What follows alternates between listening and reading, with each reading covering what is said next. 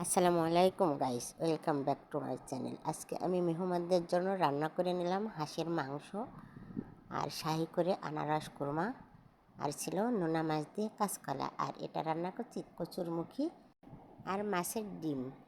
এরা কেউ মাছ খাবে না, এই জন্য আমি মাছের ডিম দিয়ে কচুটা রান্না করে নিচ্ছি। মশলাপত্র দিয়ে কচুটা সুন্দর করে কষিয়ে নিয়েছি।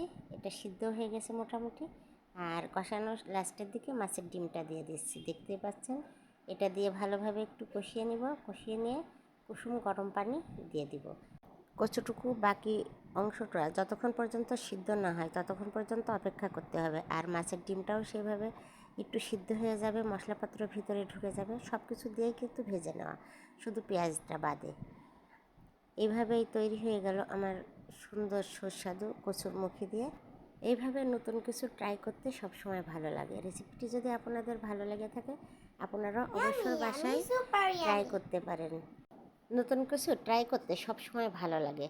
এটা কিন্তু মন্দ নয় খেতে, আপনারাও রান্না করতে পারেন। প্লিজ ইউটিউব থেকে যারা দেখবেন আমার চ্যানেলটি সাবস্ক্রাইব করে পাশে থাকবেন, আর ফেসবুক পেজটি লাইক ফলো শেয়ার করবেন। আল্লাহ হাফেজ।